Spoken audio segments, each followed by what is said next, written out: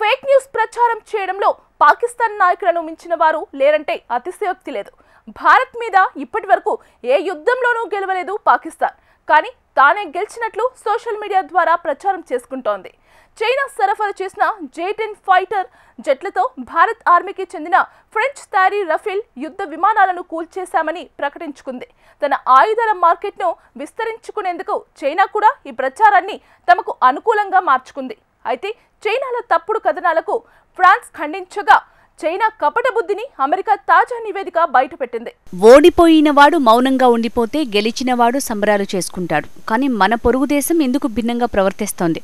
ఇప్పటివరకు భారత్తో జరిగిన ప్రతి యుద్ధంలోనూ పాకిస్తాన్ ఓడిపోవటం తెలిసిందే. కానీ తామే భారత్ మీద గెలిచామని ప్రచారం చేసుకుంటోంది పాకిస్తాన్. ఆపరేషన్ సింధూర్ సమయంలో భారత్ చేతిలో ఘోర పరాజయం చవిచూసిన తన బుద్ధి మార్చుకోలేదు. సోషల్ మీడియాలో తప్పుడు ప్రచారాలు కొనసాగిస్తూనే ఉంది. పాకిస్తాన్ పుట్టుకే భారతదేశం మీద విద్వేషంతో జరిగింది. నిత్యం మన దేశంతో గిల్లి కజ్జాలు పెట్టుకోంది ఆ దేశానికి పూట గడవదు. భారత్ మీద 1000 ఏళ్లైనా యుద్ధం చేస్తామని చాటుకున్న పాకిస్తాన్ ఇప్పటివరకు జరిగిన ప్రతి యుద్ధంలోనూ చిత్తుగా ఓడిపోయింది. ప్రత్యక్ష యుద్ధంలో గెలవలేక సీమాంతర ఉగ్రవాదాన్ని రెచ్చగొట్టడం తెలిసిందే. ఉగ్రవాదులకు శిక్షణ ఇచ్చి భారతదేశంపై ఉసిగొల్పడంతో పాటు అంతర్జాతీయ వేదికపై మన దేశంపైనే దుమ్మెత్తిపోయటం పాక్ పాలకులకు వెన్నతో పెట్టిన విద్య. ఈ ఏడాది మే నెలలో భారత్ పాకిస్తాన్ మధ్య చోటు చేసుకున్న 4 రోజుల సైనిక ఘర్షణను ప్రపంచమంతా ఆసక్తిగా చూసింది. ఈ పోరులో పాకిస్తాన్ తీవ్రంగా నష్టపోయినట్లు పలు నివేదికలు వెల్లడించాయి. అయితే పాక్ ప్రభుత్వం ఏకంగా చరిత్రనే వక్రీకరించే దుస్సాహసానికి పూనుకుంది. తమ దేశ పాఠ్యపుస్తకాలలో ఈ యుద్ధంలో పాకిస్తాన్ ఘన విజయం సాధించిందని రాసుకుంది. భారత్ 2025 మే 6న పాకిస్తాన్పై అనూహ్యంగా యుద్ధం ప్రారంభించింది. అయితే పాకిస్తాన్ సైన్యం తెలివిగా స్పందించి భారత వైమానిక స్థావరాలను ధ్వంసం చేసింది. ఆపై భారత శాంతికి మొగ్గు చూపుతూ యుద్ధాన్ని ఆపేలా చేసుకుంది అని పేర్కొంది. పాఠ్యపుస్తకాలలో ఆపరేషన్ బునియాన్ ఉల్ మర్సూస్ అనే పేరుతో పాకిస్తాన్ 26 భారత ఎయిర్ బేస్లను ధ్వంసం చేసినట్లు అందులో పేర్కొంది. అంతేకాదు పాకిస్తాన్ సైన్యానికి నేతృత్వం వహించిన ఆర్మీ చీఫ్ ఆసిం మునీర్కు ఫీల్డ్ మార్షల్ బిరుదు అందించినట్లు కూడా దానిలో రాశారు. కాగా భారత్తో ఉద్రిక్తతల సమయంలో గగనతలంలో తామే పైచేయి సాధించామని మరోసారి బాకా ఊదుకుంది పాకిస్తాన్. భారత్ రాఫేల్ జెట్లు కోల్పోయిందంటూ ఫ్రాన్స్ నౌకాదళ అధికారి జాక్వెస్ లానేని ఉటంకిస్తూ పాకిస్తాన్ మీడియాలో కథనం వెలువడింది.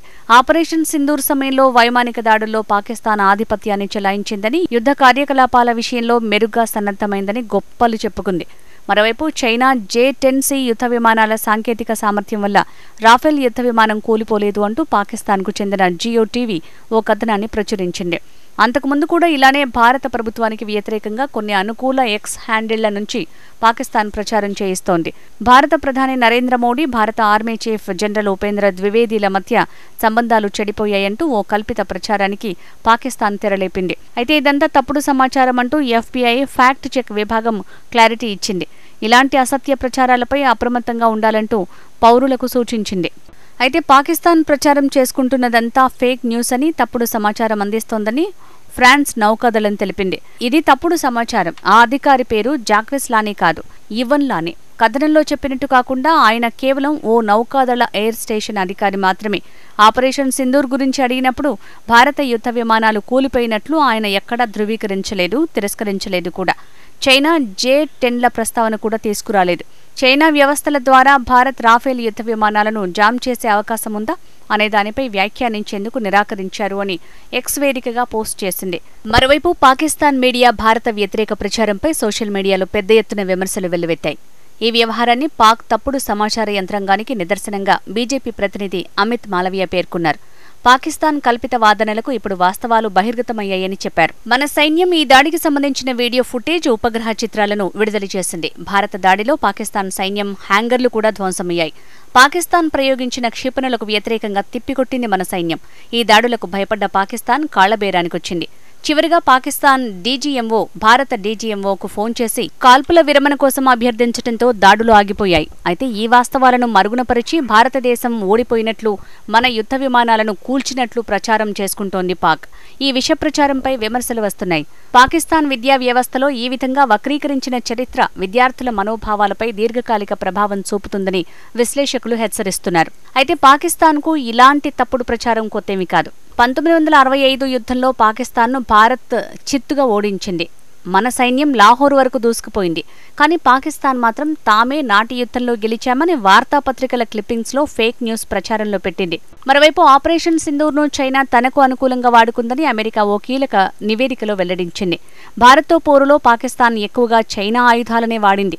భారత్ పాక్ ఘర్షణ సమయంలో తన ఆయుధ సంపత్తిలో ఉన్న HQ-9 వాయు రక్షణ వ్యవస్థ, PL-15 గగనతల క్షిపణులు, J-10 ఫైటర్ విమానాలను చైనా పరీక్షించిందని అమెరికా నివేదిక పేర్కొంది.